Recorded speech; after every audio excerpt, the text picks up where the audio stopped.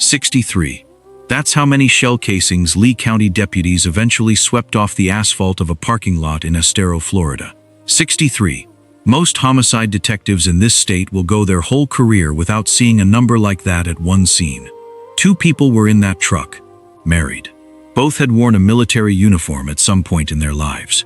That Monday, they'd been doing something almost embarrassingly normal, driving down to meet a stranger and buy some guns. That's it. That's the whole reason they were there. The strange part isn't even the shooting. It's what happened right after. 911 calls came in that night, describing gunfire near that lot. Deputies showed up.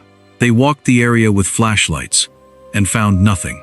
No bodies, no blood, nothing that told them a crime had happened at all. By the time anyone actually found Danny and Deana Lorenzo, a full day later, the men responsible were already gone. Not gone as in hiding, gone as in halfway around the world, building new lives, fighting somebody else's war. So here's where this leaves us. Why did a couple die over a gun sale that should have taken 20 minutes? Where did the cash they brought with them actually end up? And how does someone wanted for a double murder in Florida spend years walking around free in another country, married, raising a kid, occasionally sitting down for interviews with American reporters? It took 8 years, 2 continents, and a ruling out of a European court to get any of that answered. This is how. Somewhere in a Lee County evidence room, that file just kept growing. No new leads, just more paper. That's usually where a case like this goes to die. This one didn't. Somebody wouldn't let it. Brooksville isn't the kind of place that ends up in the news. It's cattle country, a few stoplights, a lot of churches, everybody knowing everybody's truck. Danny and Deana Lorenzo lived there. Danny, Serafin Lorenzo Jr., if you want his full name, though almost nobody used it, was 53. Deana was 50, though you'll find her listed as 51 in some of the paperwork, which tells you something about how these things get handled once a person becomes a case number instead of a person. Both of them had served. Both understood risk in a way most people don't. The kind of thing the military either teaches you or beats out of you.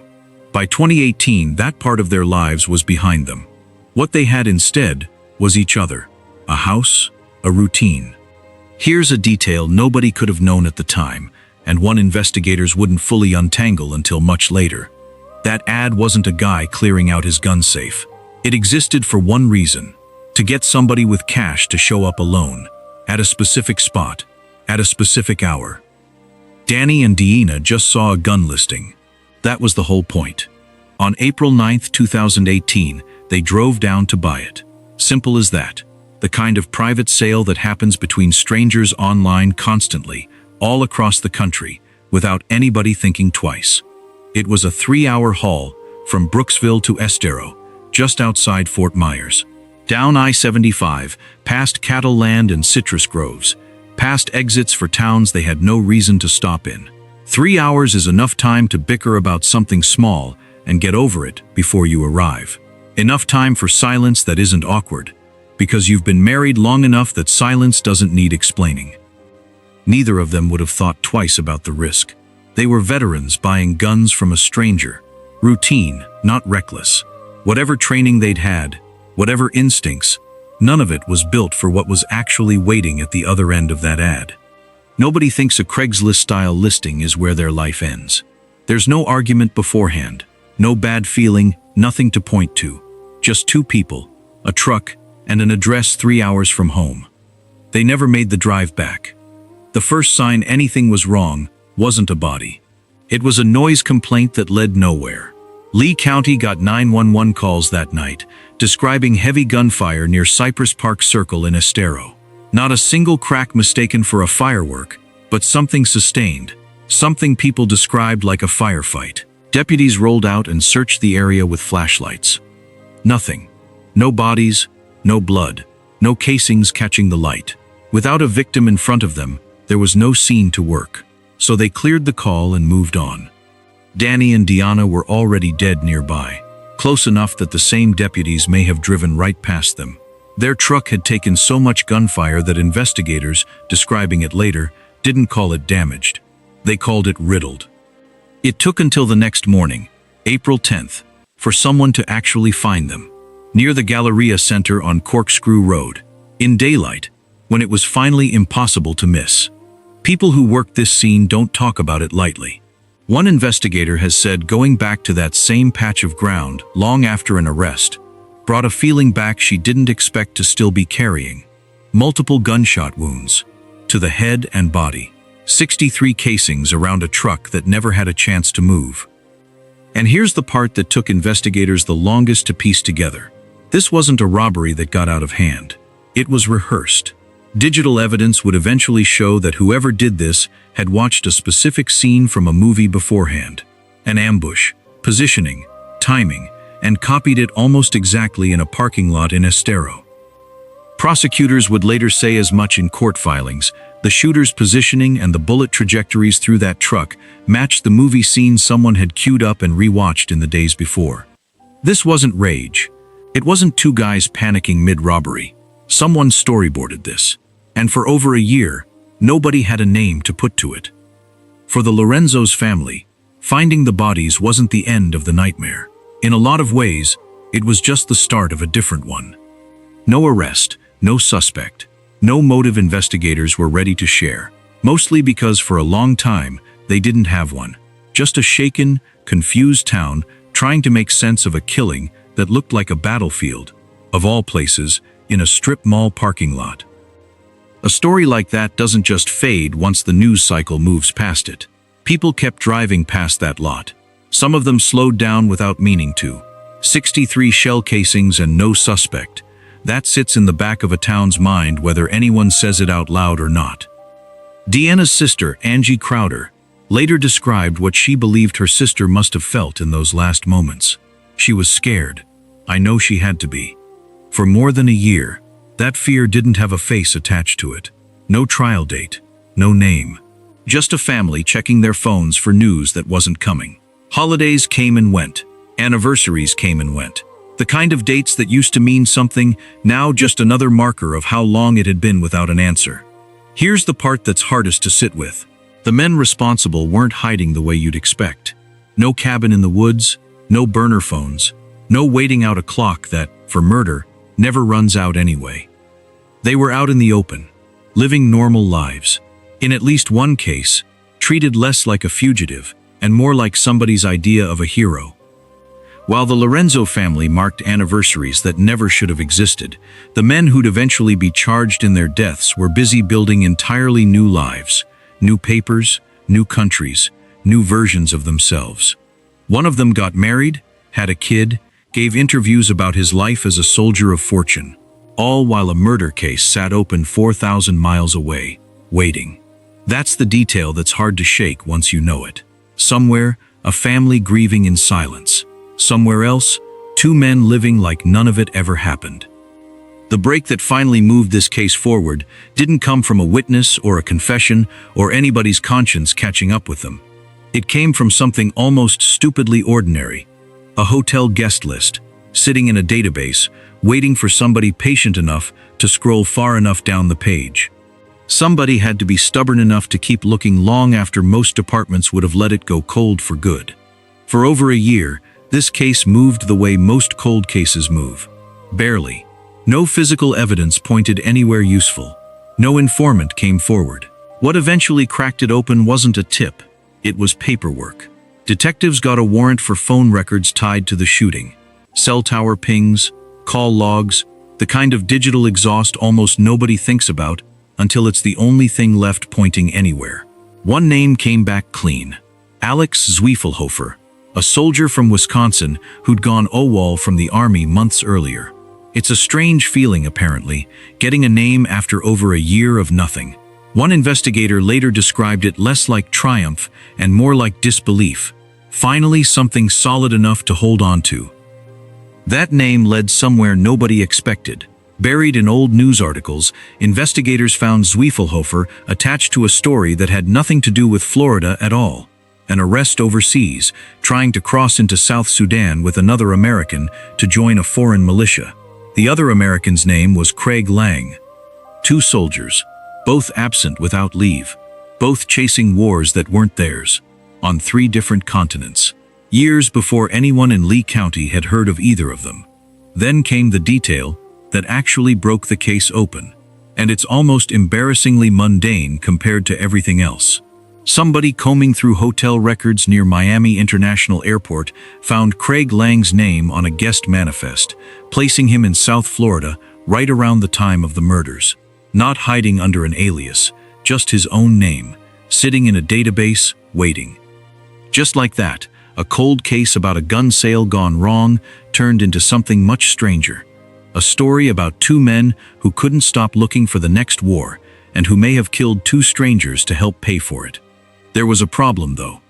Zwiefelhofer was already sitting in a Wisconsin jail on an unrelated charge, an easy man to go talk to whenever detectives were ready. Craig Lang wasn't in a jail cell anywhere. Craig Lang was in Ukraine, fighting an actual war, a country that had no obligation to hand him over to anybody. For the Lorenzo family, word that there were finally two names attached to the case didn't feel like closure. It felt like the start of an entirely new kind of waiting, one where the answer existed, somewhere, just out of reach. To understand how somebody ends up untouchable, you have to go back further than the murder. Lang enlisted in 2008 and did 2 overseas tours. According to his own father, talking to local reporters years later, he came home with PTSD that never really got dealt with. In 2013, he was picked up on suspicion of desertion after driving to North Carolina, allegedly to confront his ex-wife. He was discharged the following year. He didn't come home after that, not really. He went looking for somewhere else to fight. That's how he met Zwiefelhofer, in Ukraine in 2016.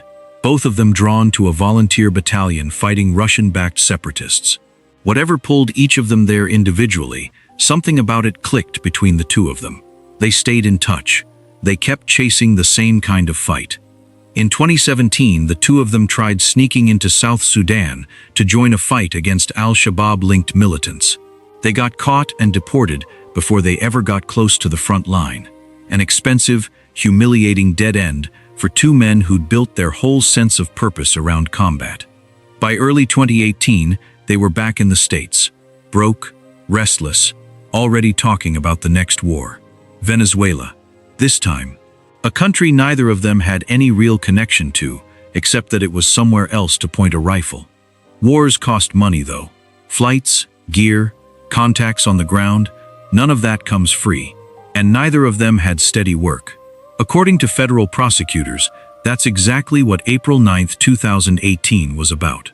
The $3,000 the Lorenzos brought to buy guns, prosecutors allege, was meant to go straight into funding the trip to Venezuela. Killing the only 2 witnesses who could identify them wasn't an afterthought, according to the case laid out in court. It was the plan from the start. Investigators would eventually find something on one of their phones that made that plan even harder to look at directly.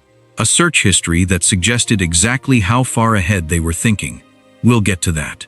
For now, all that mattered was that it worked. 2 people were dead, a small amount of cash was gone, and 2 men, who should have been easy to find, had already disappeared into a part of the world most detectives couldn't get a subpoena into if they tried. It would take years to prove any of it in a courtroom. By the time prosecutors were finally ready, Craig Lang wasn't just a suspect anymore. He was something closer to a celebrity. In 2021, a television crew tracked Craig Lang down to a Kiev neighborhood. He wasn't in hiding. He had a Ukrainian wife, a kid, an entire new identity as an American who'd picked up a rifle for somebody else's country. He agreed to sit down on camera.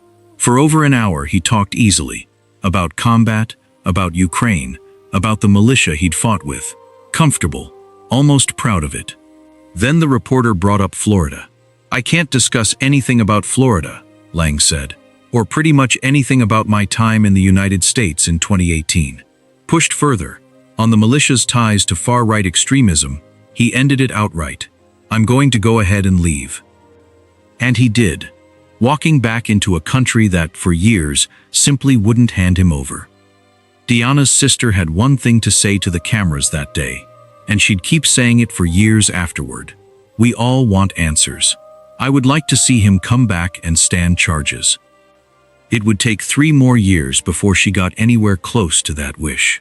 While Craig Lang was still overseas, giving interviews and raising a family like none of this had ever happened, Alex Zwiefelhofer stood trial back in the United States.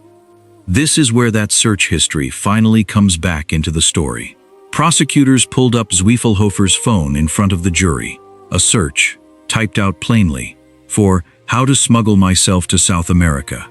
Not exactly the browsing history of a man planning nothing. Then came the part that made the whole courtroom go quiet. Investigators had found the movie.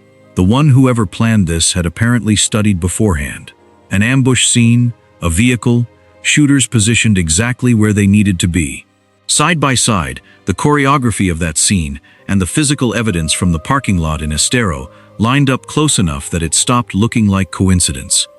2 people hadn't just been murdered, they'd been murdered according to a script.